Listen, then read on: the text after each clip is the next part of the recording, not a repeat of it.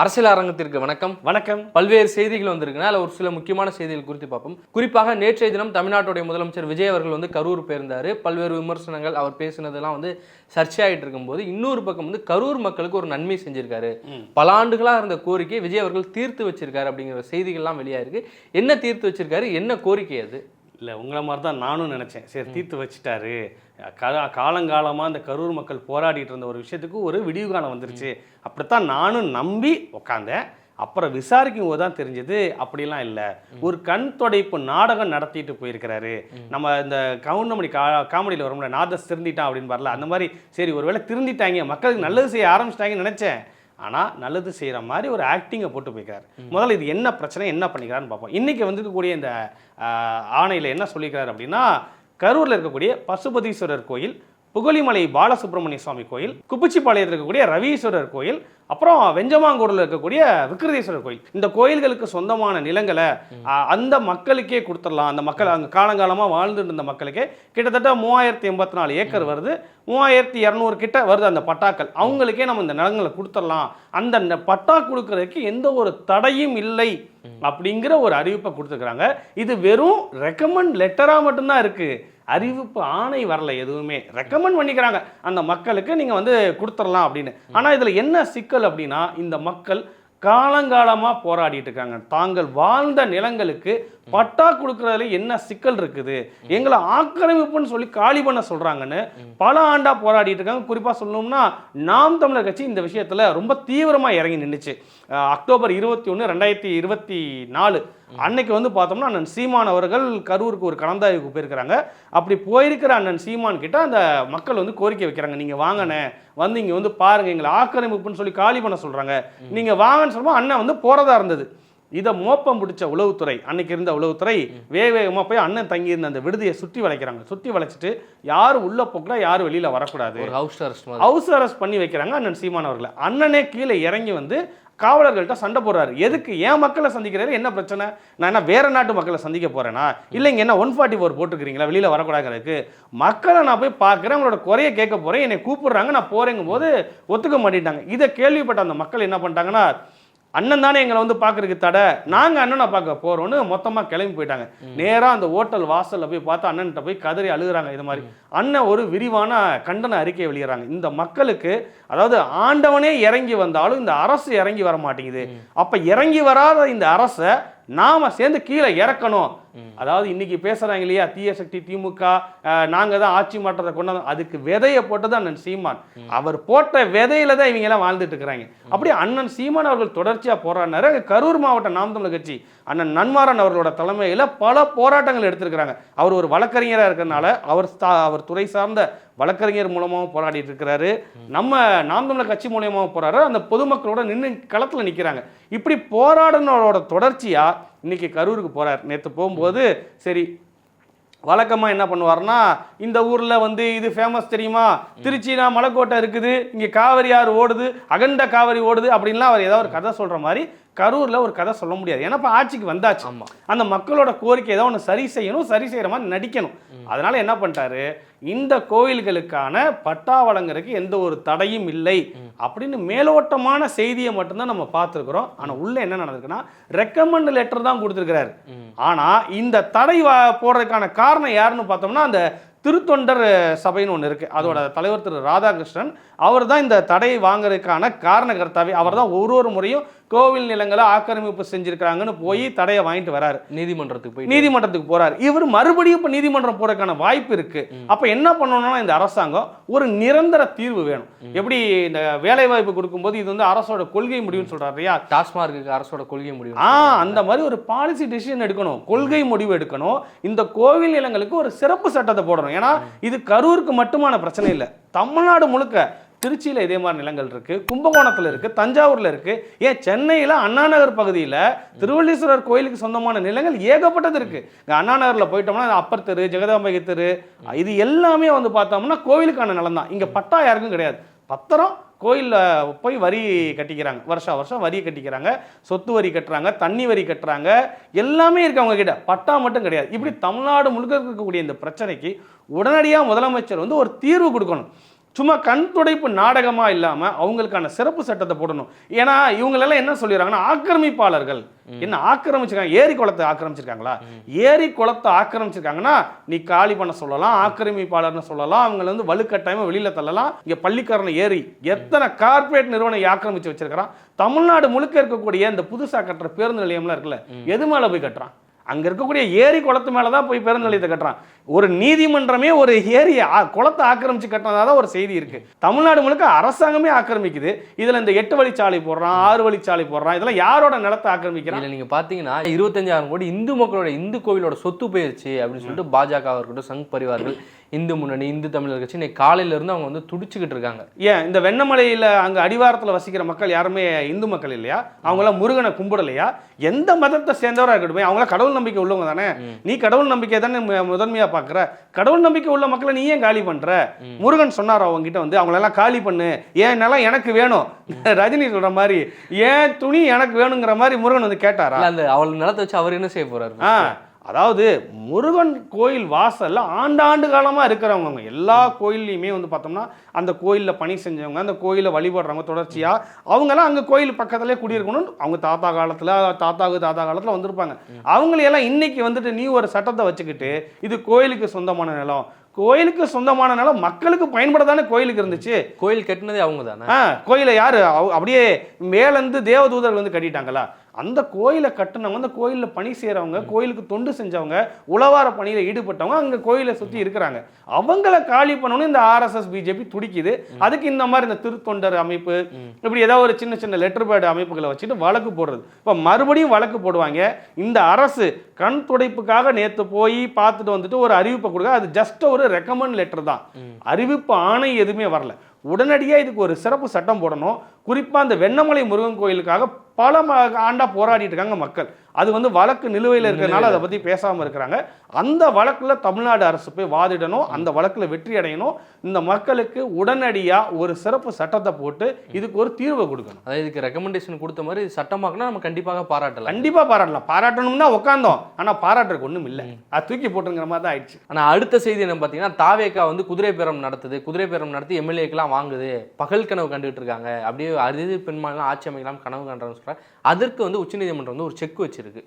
அதாவது 5 தொகுதிக்கான இடைத்தேர்தலை வந்து தற்காலிகமாக ரத்து பண்ணியிருக்காங்க. அதாவது அங்கே வந்து இடைத்தேர்தல் நடத்தக்கூடாது அப்படிங்கிற ஒரு அறிவிப்பு வந்திருக்கு. இது என்ன காரணம் அப்படின்னா, திரு வெங்கடாச்சலபதி அப்படிங்கிற ஒரு பாளையங்கோட்டையை சேர்ந்தவர், அவர் வந்து ஒரு வழக்கு ஒன்று போட்டுக்கிறாரு. என்ன வழக்கு அப்படின்னா, பல தொகுதிகளில் இந்த வெற்றியை எதிர்த்து மனு போட்டிருக்கிறாங்க. இந்த வேட்பாளரோட வெற்றி செல்லாது, தன்னையை வெற்றி பெற்றவரை அறிவிக்கணும்னு சொல்லி வழக்கு போட்டிருக்கிறாங்க. இப்படி இருக்கக்கூடிய சூழ்நிலையில் நீங்கள் ஒரு இடைத்தேர்தல் நடத்தி அதில் ஒரு எம்எல்ஏ ஜெயிச்சுட்டு அப்புறம் இந்த வழக்கில் மறுபடியும் ஒரு தீர்ப்பு வந்து ஒரு வேளை அப்படி ஆயிடுச்சுன்னா ஒரு தொகுதிக்கு 2 எம்எல்ஏன்னு ஆயிடுவாங்க அப்படிங்கிற ஒரு காரணத்தை வச்சு அவர் முன்வைக்கிறாரு. உடனே நீதிமன்றமோ தெலுங்கானா ராஷ்ட்ரிய சமிதி அதுக்கான தீர்ப்பை வந்து மேற்கோள் எடுத்து வச்சு பார்க்கும்போது வேண்டாம், நம்ம வந்து ஒரு இடைக்கால தடை போடலாம் அப்படின்னு சொல்லிட்டு திருச்சி கிழக்கு, பெருந்துறை, அம்பாசமுத்திரம், விராலிமலை, கரூர் இந்த 5 தொகுதிக்கான இடைத்தேர்தலை தற்காலிகமாக நிறுத்தி வச்சுருக்காங்க. இது வந்து வரவேற்கக்கூடியதான். ஏன்னா இந்த 5 தொகுதியை சேர்ந்த எம்எல்ஏ யாருமே மக்கள் நலனுக்காக ராஜினாமா பண்ணலை. இந்த மக்களுக்கு இதை செய்யலை, இதை செய்யாத இந்த அரசாங்கத்தில் நான் எம்எல்ஏவாக இருக்க நான் விரும்பலை, நான் வெளியில் போகிறேன். இந்த இப்போ பார்த்தோம்னா ஐயா பாரதி ராஜாலாம் வந்து பாரத ரத்னா விருதை வந்து திருப்பி கொடுத்தார். அந்த மாதிரி இவங்க ஒன்று இந்த எம்எல்ஏ பதவி திருப்பி கொடுத்துடல. ஒரு ஆதாயம் கிடைக்கிது, ஜெயிச்சு கஷ்டப்பட்டு சாதாரண விஷயம் இல்லைங்க, தெருவா நடந்து போய் ஓட்டு கேட்கறதெல்லாம் வந்து அந்த வேதனை இருக்கே வேதனை. அதுலேயும் அந்த மக்கள் நம்மள ஓட்டு போடாமல் கழட்டி விட்டாங்கன்னா அந்த வேதனை கொடுமை. அது சீட்டை கொடுமை சொல்லுவாங்க, கண்டிப்பாக உங்களுக்கு தான் ஓட்டு போடுவேன்னு சொன்னாங்களே, ஆனால் ஓட்டே கேட்க வராதவர் ஜெயிச்சுட்டு போகிறாரு. அதை விடுங்க. அதாவது மக்களுக்காக போய் 1.5 மாதம் 2 மாதம் நின்று வாக்கு கேட்டு தன்னுடைய கொள்கையெல்லாம் சொல்லி ஜெயிச்சு, கொள்கை தப்போ சரியோ மக்கள் உங்களை நம்பி வாக்கு செலுத்தியிருக்கிறாங்க. அந்த மக்களுக்கு உண்மையாக இல்லாமல் ஒரு வாரத்தில் நீங்கள் போய் ராஜினாமா பண்ணுறீங்கன்னா எதுக்காக ராஜினாமா பண்ணுறாங்க? இதை விட பெரிய பதவி கிடைக்குதா? இல்லை. இதே தான், இதே எம்எல்ஏ பொறுப்பு, இதே தொகுதி, இதே சம்பளம், இதே பெனிஃபிட். அப்போ ஏன் வந்து அவங்க ராஜினாமா பண்ணுறாங்க? வேற ஏதோ ஒன்று கிடைக்குதுங்கிறக்காக ஆளுங்கட்சி அப்படிங்கிற ஒரு இது. ஒரு குழந்தைய கேட்டால் கூட சொல்லணும், காரண காரியங்களுக்காக தான் ராஜினாமா பண்ணியிருக்காங்க. தனக்கு இது கிடைக்க போகுது, நம்ம ஆளுங்கட்சி எம்எல்ஏவாக இருந்தோம்னா சில பல சூட்கேஸ் நம்ம வீட்லேயும் வந்து இறங்கும் அப்படிங்கிறக்காக ராஜினாமா பண்ணியிருக்காங்க. இதுக்கு வந்து நீதிமன்றம் ஒரு இடைக்கால தடை விதிச்சிருக்கு. இதை வரவேற்கக்கூடியதான். கூட்டணி கட்சிகளை நம்பாமத்தான் முதலமைச்சர் வந்து அங்கங்கே வந்து பர்ச்சேசிங்கை பண்ணிட்டு இருக்கிறாரு. ஏன்னா நிறைய பர்ச்சேஸ் பண்ணிட்டோம்னா நம்ம கட்சியிலேயே வந்து ஒரு ஒரு ஒரு நம்பர்ஸ் செட் ஆஃப் நம்பர்ஸ் நமக்கு கிடைச்சிரும். நம்ம யாரையும் நம்பி இருக்க தேவையில்லை. இவங்களெல்லாம் அந்த முதல்ல வந்தாங்களே 4 பேர், அப்புறம் வந்த 2 பேர், இவங்கெல்லாம் நம்ம கழட்டி விட்டுருவோம். இவங்க கேட்கறதுக்கெல்லாம் பதில் சொல்லணும் அவசியம் இல்லைல்ல. இல்லைன்னா ஆளாளுக்கு கேள்வி கேட்குறாங்க. அதுக்கான ஏற்பாட்டில் தான் அவர் வந்து யாரா ஊருக்கு கிளச்சவன் ஆண்டின்னு இந்த ஏடிஎம்கேலேருந்து பர்ச்சேசிங்கை போட்டுட்டு இருக்கிறாரு. இதுக்கு ஒரு குட்டு வச்சிருக்கு நீதிமன்றம். இது மட்டும் இல்லாமல் மற்ற வரக்கூடிய தொகுதிகளுக்கும் ஒரு இடைக்கால தடையை போட்டு என்ன பண்ணிடலான்னா, என்னை கேட்டால் இப்போ 10க்கு 8 வாங்கினவனை வந்து கிளாஸ் லீடராக போடுறீங்க, இல்லை 10க்கு 10 வாங்கினவனை கிளாஸ் லீடராக போடுறீங்க. அவர் வந்து இல்லைங்க எனக்கு உடம்பு சரியில்லைங்க நான் கிளாஸ் லீடராக இருக்க முடியல வேற யாராவது போட்டுருங்கன்னா மறுபடியும் அந்த கிளாஸில் வந்து தேர்தல் வைப்பீங்களா? 10க்கு 9 வாங்குற வரையோ இல்லை 10க்கு 8 வாங்கினவரே போடுங்க. அந்த மாதிரி தான் வரும். நீங்கள் அதுக்கு அடுத்த இடம் பிடிச்சவரை நீங்கள் எம்எல்ஏவா அறிவிச்சிட்டு போங்க. 2 பேரும் ஒரே கட்சியில் இருக்காங்க. இதில் இன்னொரு கொடுமை என்ன தெரியுமா? இந்த வெற்றி செல்லாதுன்னு மனு போட்டது யார் தெரியுமா? இங்கே கரூர் தொகுதியோடைய எம்எல்ஏவாக இருக்கக்கூடிய திரு எம்ஆர் விஜயபாஸ்கரோட வெற்றி செல்லாது அப்படின்னு வழக்கு போட்டவர் யாருன்னா இன்னைக்கு இருக்கக்கூடிய தாவேக்காவோட மாவட்ட செயலர் திரு மதியழகன். நேற்று 2 பேரும் பக்கத்து பக்கத்தில் நின்றுருப்பாங்களே கரூரில், ஒன்றா நின்று அவருக்கு அப்புறம் இவர் பேசியிருப்பார், ஒன்றாவே நடந்து வந்தாங்க. இதில் வந்து திரு விஜய் பக்கத்தில் யார் நடந்து வர்றதுன்னு ஒரு முண்டிக்கிட்டு இருந்தார். அவர் எம்ஆர் விஜயபாஸ்கர் வயசில் பெரியவர், அனுபவசாலி, அவர் நடந்து வந்துட்டு ஒரு மதியம் இடிச்சு தள்ளிட்டு ஏன் கட்சி தலைவர் நீ இப்போதான் வந்திருக்கிற அப்படின்னு இடிச்சு தள்ளிட்டு பக்கத்தில் நடந்து போகிறார். இவர் போட்ட வழக்கில் தான் இதெல்லாம் வந்து மேற்கோள் எடுத்துட்டு இடைக்கால தடை போட்டிருக்காங்க. இப்படி எல்லா தொகுதியிலையும் திருச்சி கிழக்குலையும் அதே மாதிரி தான் இருக்குது. பெருந்துறையில், அம்பாசமுத்திரத்தில், விராலிமலையில் எல்லாருமே இவங்களோட வெற்றி செல்லாதுன்னு இந்த மாதிரி தாவேக்காலந்தோ இல்லை மற்ற கட்சியில இருந்தோ போட்ட மனுக்கு தான் இன்னைக்கு இந்த தீர்ப்பு வந்துருக்கு. அம்பாசமுத்திரம் பார்த்தீங்கன்னா இந்த 3 பேர் முதல் 3 இடம் பிடிச்ச எல்லாருமே ஒரே கூட்டணியில் இருக்காங்க. எல்லாமே ஒரே கூட்டணி. அப்போ மக்களுக்கு என்னன்னு நினச்சிட்டாங்க இவங்களாம்? அதாவது மக்கள் ஏதோ ஒரு முடிவு எடுத்திருப்பாங்க இல்லையா? இது வரைக்கும் இருந்த திமுக வேண்டாம், அதிமுக வேண்டாம், நம்ம புதுசாக ஒரு கட்சிக்கு போடலாம் அப்படிங்கும்போது அவங்க வந்து புதுசாக யாரை பார்க்குறாங்கன்னா 15 வருஷமா களத்தில் நமக்காக போராடிட்டு இருக்கிறான்ல ஒருத்தன், அவனை வந்து புதுசாக பார்க்கல. நம்ம ஆளியா நம்ம புதுசாக ஒருத்தர் போட்டுறோம். இது என்னடா கொடுமையா இருக்கு. அவர் நமக்காக நிற்பார். நமக்கு ஒரு பிரச்சனை வந்து பேசுவார், நமக்காக போராட்டம் பண்ணுவாரு. அவர் எங்க போயிட போறாரு? நமக்கு ஒரு பிரச்சனைனா அவர் தான் முதல்ல வந்து நிற்பார். அவர் இருக்கட்டும் நம்ம கூட, ஆனா வாங்க நம்ம புதுசா ஒருத்தர் ஓட்டு போடுவோம் அப்படின்னு நம்மளையும் சேர்த்து கூப்பிட்டுருவாங்க போல இருக்கு. அப்படி புதுசா ஒரு ஓட்டு போட்டா இவங்க எல்லாம் என்ன பண்றாங்க? அங்க இருந்த பழசையெல்லாம் கூப்பிட்டு வச்சுக்கிட்டு கூட்டாஞ்சோறு செஞ்சுட்டு இருக்கிறாங்க. அப்போ மக்களை வந்து மதிக்காதது தான் இதெல்லாம் நடந்துட்டு இருக்குது. ஆனால் அடுத்ததாக நேற்றைய தினம் விஜய் அவர்கள் வந்து கரூரில் பேசியிருந்தாரு. பேசி முடிச்சுட்டு இந்த பாதிக்கப்பட்ட மக்களுக்கெல்லாம் பணி நியமனம் வந்து கொடுத்துருந்தாரு. அதுதான் இப்போ மிகப்பெரிய சர்ச்சையை வந்து கிளப்பியிருக்கு. அதாவது அரசு பணி கொடுக்குறேன் அப்படின்னு சொல்லியிருந்தாரு. அதவே வந்து எல்லாருமே எதிர்த்தாங்க. எதுக்கு அரசு பணி? அவங்க வந்து அதாவது பாதிக்கப்பட்டவங்களுக்கு ஒரு நிவாரணம் கொடுக்குறதுல தப்பே கிடையாது. ஆனால் அரசு பணின்னு கொடுக்குறாரு அப்படின்னா ஏற்கனவே வழக்கு இருக்குது. இந்த கரூர் அந்த ஸ்டாம்பேட் தொடர்பாக ஒரு வழக்கு இருக்குது, விசாரணையில் இருந்துகிட்ருக்கு. அப்படி இருக்கக்கூடிய சூழ்நிலையில் அந்த வழக்கில் சம்மந்தப்பட்டவரோட ஆட்சி தான் இப்போ நடந்துட்டு இருக்குது. அவர் வந்து இவங்களுக்கெல்லாம் வந்து நான் அரசு வேலை கொடுக்குறேன்னா யார் வீட்டு நெய்யை எடுத்து எங்கே ஸ்வீட் செஞ்சுட்டு இருக்கிறாரு? அப்போ கடை தேங்காய் எடுத்து வழிப்பள்ளியாருக்கு உடைக்கிறாங்கம்மா, அந்த தான் நடந்துட்டு இருக்குது. அவங்களுக்கு எதுக்கு அரசு பணின்னு எல்லாம் கேள்வி கேட்டுட்டு இருக்கும்போது இவர் என்ன தெரியுமா பண்ணுறாரு? அதுக்கும் மேலே ஒரு படி போய் குரூப் 4 அந்த கேட்டகரியில் வரக்கூடிய வேலைகளை வந்து அவங்களுக்கு கொடுத்துக்கிறாரு. குரூப் 4ங்கிறது வருஷம் எத்தனை லட்சம் பேர் எழுதுறாங்க. இதுக்காகவே ஒரு வருஷம் உட்காந்து படிப்பாங்க. நான் நிறைய இடத்துல பார்த்துருக்கேன். வேலையை ரிசைன் பண்ணிட்டு என்னப்பா வேற கம்பெனிக்கு எது போறியா? இல்லை நான் வந்து குரூப் 4க்கு ரெடியாக போகிறேன். அப்படி அவங்களாம் வந்து ஒரு அரசு வேலைக்கு போகணும், குரூப் 4 எழுதணும், குரூப் 2 எழுதணும், குரூப் 1 எழுதணும். இப்படி வந்து அவங்க தன்னைத்தானே வருத்திக்கிட்டு இப்போ நம்ம இங்கே சென்னை அண்ணா நகர் போன்ற பகுதியில் நம்ம பார்த்துருப்போம். எத்தனை டியூஷன் சென்டர் இருக்குது. அங்கே படிக்கிறதுக்காக அந்த கோச்சிங் கிளாஸில் படிக்கிறதுக்காக வந்து ஒரு அறை எடுத்து தங்கி சாப்பிடக்கூட காசு இல்லாமல் ஒரு வேளை உணவை சாப்பிட்டு பிஸ்கெட் பேக்கெட்டை சாப்பிட்டு அந்த கிளாஸில் போய் உட்காந்து படித்து ராப்பகலாம். இன்னும் சில பேர் வந்து அந்த கோச்சிங் கிளாஸ்க்கு போகிறதுக்கு வசதி இருக்காது. என்ன பண்ணுவாங்கன்னா பூங்கால நம்ம காலையில் வாக்கிங் போகும்போது எந்திரிச்சு போய் பார்த்தோம்னா அங்கே உட்காந்து புக் வச்சு படிச்சுட்டு இருப்பாங்க. பார்க்கில், ரயில்வே ஸ்டேஷனில், பஸ் ஸ்டாண்டில் எங்கெல்லாம் வெளிச்சம் கிடைக்குதோ இந்த தெருவிளக்கு வெளிச்சத்தில் படித்தாங்க நம்ம கேள்விப்பட்டோம். அப்படி தான் இவங்களாம் படிச்சுட்டு இருக்காங்க. அப்போ அவங்களோட வேலைவாய்ப்பை பறிச்சிருக்கு இந்த அரசாங்கம். 32 பேரோட வேலைவாய்ப்பை இந்த அரசாங்கம் பறிச்சிருக்கு. ஏன்னா இன்றைக்கி வந்து குரூப் 1 எக்ஸாமுக்கு வெறும் 23 பதவி தான் இருக்குது. ஆனால் அதுக்கு 10,000 பேருக்கு மேலே எழுத போகிறான். இப்படி கஷ்டப்பட்டு வராங்க. அதே மாதிரி தான் எஸ்ஐ தேர்வு, இந்த வருஷம் நடக்கிற இந்த காவலர் தேர்வு வந்து அடுத்த வருஷத்துக்கு ஒத்தி வச்சிருக்காங்க. அப்போ இன்னும் ஒரு வருஷம் இந்த மாணவர்கள் உட்காந்து படிக்கணும். இப்படி கஷ்டப்பட்டு படிக்கிற மாணவர்களோட வயிற்று அடிக்கு இந்த அரசாங்கம் என்ன சொல்றாங்க, நாங்கள் வந்து இளைஞர்களோட ஓட்டு வாங்கிட்டோம், இளைஞர்களோட வாக்கு வாங்கி வந்திருக்கோங்கிறாங்க. படிச்சுட்டு இருக்க இளைஞர் தானே, இளைஞரோட வயிற்றுல அடிச்சு தானே இந்த வாய்ப்பை கொடுத்துருக்குறீங்க. இது வந்து கண்டிக்கக்கூடியது. இதற்கு எதிராக நாம் தமிழர் கட்சியோட வழக்கறிஞர் தீரன் திருமுருகன் அவர் ஒரு வழக்கு கொண்டு போயிருந்தார். அந்த வழக்கு கொண்டு போகும்போது நீதியரசர் முதல் வழக்காக எடுத்து விசாரிச்சாங்க. விசாரிக்கும் போது தீரன் திருமுருகன் தரப்பு நியாயத்தை நீதிமன்றம் கவனமாக கேட்டுட்டு இருக்கும்போது அவங்கள பார்த்து கேள்வி கேட்குறாங்க, என்ன நீங்கள் இப்படி கொடுக்குறீங்கன்னு. அரசாங்கம் சொல்லுது, இல்லை நாங்கள் வந்து ஒரு தற்காலிக பணி தான் கொடுக்குறோம். அங்கே பல்ட்டி அடிச்சிட்டாங்க. இது வந்து நிரந்தர பணி கிடையாது, நாங்கள் வந்து ஒரு தற்காலிக பணி தான் கொடுக்குறோம். அப்போ தற்காலிக பணி தான் கொடுக்குறாங்க அப்படின்னா இந்த வழக்கு தொடர்பான விசாரணையை வர 23ஆம் தேதிக்கு ஒத்தி வைக்கிறேன் அப்படின்னு நீதிமன்றம் ஒத்தி வச்சிருக்கு. வர 21ஆம் தேதி நீதிமன்றம் ஒரு சரியான முடிவு எடுக்கணும். ஏன்னா இவங்க இன்னும் ஸ்டெர்லைட்டில் வந்து போராடி அதையும் கேட்குறாங்க. நீங்கள் இப்போ பொங்குறீங்கல்ல, ஸ்டெர்லைட்டில் வேலை கொடுத்தாங்களா, அப்போ ஏன் பொங்கலை, அப்போ எங்கே போனீங்க நீங்கள்? ஸ்டெர்லைட்டுங்கிறது மக்களுக்கு எதிரான ஒரு ஃபேக்ட்ரி அங்கே இருக்குது, அதனால் மக்கள் பாதிக்கப்படுறாங்கன்னு மக்களாக தன்னெழுச்சியாக எந்திரிச்சு போராடுறான். அந்த போராட்டத்தில் சுட்டு கொல்லப்படுறாங்க, அவங்களுக்குள்ள கொடுக்கணும். இப்போ நீங்கள் இன்னைக்கு கொடுத்துட்டீங்க, அடுத்து அண்ணன் அன்புமணி ராமதாஸ் இன்னைக்கு ஒரு அறிக்கை கொடுத்துக்கிறாரு, நீங்கள் வந்து வேலை கொடுக்குறதெல்லாம் சரிதான், நான் பாராட்டுறேன். இதே மாதிரியே எங்ககிட்ட சமூக நீதி போராளிகள் இருக்கிறாங்க. ஏன்னா வன்னியர்களுக்கான இடஒதுக்கீடு வேணும்னு கேட்டு 1987 நடந்த போராட்டத்தில் 25 பேர் வந்து கொல்லப்பட்டிருக்கிறாங்க. அவங்களோட குடும்பத்தை சேர்ந்தவங்களுக்கும் நீங்கள் வந்து அரசு பண்ணி கொடுக்கணும் அப்படின்னு இன்னைக்கு அண்ணன் ஒரு கோரிக்கை எடுத்து வச்சுக்கிறாரு. அடுத்து கிருஷ்ணசாமி வருவார், அடுத்து ஒரு கட்சிக்காரங்களாம் வருவாங்க. இவங்க எல்லாத்துக்கும் நீங்கள் அரசு பண்ணி கொடுத்துட்டே இருப்பீங்களா? பாதிக்கப்பட்ட மக்களுக்கு கொடுங்க. இன்னைக்கு எத்தனையோ மீனவர்கள் இங்கே நடுக்கடல்ல சுட்டுக் கொல்லப்படுறாங்க. இலங்கை இராணுவத்தால எல்லை கடந்து போனதா பொய்க்காரனை சொல்லி சுட்டுக் கொல்லப்படுறாங்க. அவங்களுக்கு கொடுங்க. செத்து போன குடும்பத்தில் படிச்சுட்டு பிள்ளைங்க இருப்பாங்க, மனைவி இருப்பாங்க, அவங்களுக்கு ஒரு அரசு பண்ணி கொடுங்க. யார் உங்களை தடுத்தது? உங்க கட்சி கூட்டத்துக்கு உங்களை பார்க்க வந்ததுக்கு, அதை தான் நம்ம பார்க்குறோம். உங்களை பார்க்க வந்ததுக்கு இறந்து போயிட்டாங்க, நீ அரசு பண்ணி கொடுப்பீங்களா? உங்ககிட்ட இருக்கிற சொத்து இல்லையா? 440 கோடி, எவ்வளோ காலேஜ் இருக்கு, எவ்வளோ சொத்து இருக்குது, வட்டிக்கு விடுறதா வேற சொல்றீங்க.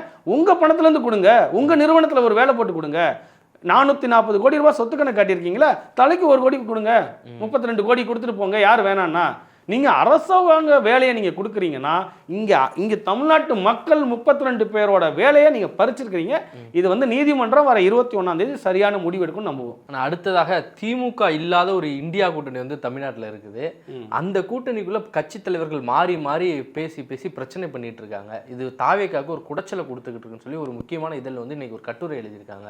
ஆமாம், முக்கியமான ஆள ஆரம்பித்து அடுத்து வீல ஆரம்பிக்கக்கூடிய ஒரு இதழில் இருந்து ஒரு கட்டுரை எழுதியிருக்காங்க.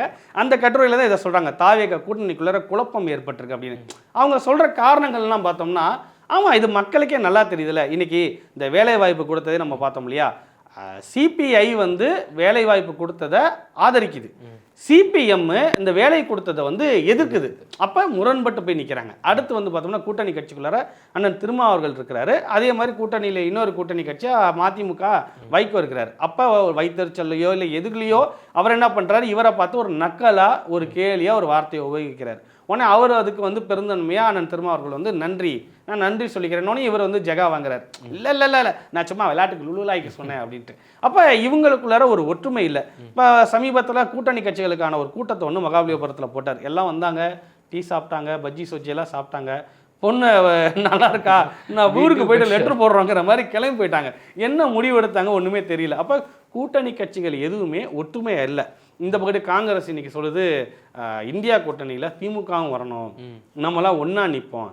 வார்த்தைக்கு வார்த்தை தீய சக்தின்னு போட்டு பொழந்துட்டு இருக்கிற, அப்படி வச்சு செய்ய போறேன்னு ஆக்ஷன்லாம் பண்ணிட்டு இருக்கிறாரு. செஞ்சு விடுங்க மக்கள், இதெல்லாம் பண்ணிட்டு இருக்கிறாரு. அவர் கூட கூட்டணிக்கு வரணும். இந்த பக்கம் இங்கிட்ட அண்ணன் திருமாவளவன் அவர் என்ன சொல்றாரு, திமுகவும் தாவேக்காவும் ஒன்றா இணையணுங்கிறாரு. அப்புறம் இன்னொரு பக்கத்து இங்கே தொண்டர்களை போய் பார்த்து, நான் தாவேக்காவுக்கு போகிறேன்னு சொல்லணும்னு யாருமே நீ எதிர்க்கல, போனால் பரவாயில்லன்னு சொல்லிட்டீங்களே. இதே மாதிரி நான் பிஜேபியில் போய் 2 அமைச்சரவை வாங்கினாலும் அமைதியாக தான் இருப்பீங்களா? இதுதான் உங்களுக்கு சொல்லி கொடுத்தேன். அப்போ அவர் மனசுலேயே தாவேக்கா போனதில் உடன்பாடு இல்லை, மனசு வலிக்குது அவருக்கு. அப்போ எல்லாருமே ஏதோ ஒரு சிச்சுவேஷனில் இந்த சிச்சுவேஷன்ஷிப்புக்காக ஒரு சூழ்நிலை கைதியாக தான் அந்த கூட்டணியில் தொடர்ந்துட்டு இருக்கிறாங்க. இதை வந்து திரு விஜய் அவர்கள் நல்லா உணர்ந்துக்கிறார். ஏன்னா என்னைக்கா இருந்தாலும் கலந்துக்கிட்டு ஓடிடுவாங்க. ஏன்னா ஒருத்தர் ஒரு ரூட்டில் ஓடுறான். ஒரு வண்டிக்கு வந்து ஒரு டிரைவர் தானே இருக்கணும். ஒவ்வொரு குதிரையும் ஒவ்வொரு பக்கம் ஓடுது. ஒரு வண்டிக்கு ஒரு டிரைவர் தான் இருக்கணும். ஆளுக்கு ஒரு கையை ஸ்டேரிங் மேலே வச்சாங்கன்னா அது நேராவா போகும். அந்த ஒரு நிலைமை வந்துருந்தா அவர் என்ன பண்ணிட்டாரு, என்ன பண்ணலாம், நமக்கு 107 தான் இருக்குது, நமக்கு பெரும்பான்மை இல்லை, அப்போ பெரும்பான்மை வேணும்னா இருக்கவே இருக்கிறான் ஏடிஎம்கே கையை வை பர்ச்சேசிங் ஆரம்பிச்சிட்டார். ஒரு ட்ராலி தள்ளிக்கிட்டு வந்து இந்த டிமார்ட்லாம் பர்ச்சேஸ் பண்ணுவாங்க. அந்த மாதிரி ஒன்று ஒன்றா எது மலிவாக சல்லிஸாக கிடைக்குதோ அதெல்லாம் எடுத்து போட்டுக்கிட்டு அந்த வேலையை பார்க்க ஆரம்பிச்சிட்டார். அப்போ இந்த கூட்டணி ஒரு நிரந்தரமான கூட்டணி கிடையாது. இந்த ஆட்சியும் நிரந்தரமான ஆட்சி கிடையாது. என்னைக்கு வேணாலும் உடையலாம். பிரேக்கிங் நியூஸ் தினசரி நம்ம பார்க்குறோம் இல்லையா, இந்த ரீல்ஸ் பிரேக்கிங் நியூஸாக வந்துட்டு இருக்கிறனால நமக்கு மற்ற விஷயம் தெரியல. இன்னும் கொஞ்ச நாள், ஏன்னா அவர் கேட்ட அந்த 6 மாதம் முடிய போகுது, ஏற்கனவே 3 மாதம் கிட்ட நெருங்கிடுச்சு, இன்னும் ஒரு 3 மாதம் தான். அப்போ இந்த ஆட்சி தொடரப்போகுதா, இந்த கூட்டணி தொடரப்போகுதா, இன்னும் என்னென்னலாம் நடக்க போகுதுங்கிறது தெரியும். அதைத்தான் இன்னைக்கு ஆனந்த விடனில் ஒரு கட்டுரையை எழுதியிருக்கிறாங்க. பல்வேறு செய்திகள் குறித்து பார்த்தோன்னா மீண்டும் நாளை தினம் அரசியல் அரங்கத்தில் இணைவோம். நன்றி. நன்றி. சாட்டை எடுத்து நாட்டை திருத்து இளம் தலைமுறை.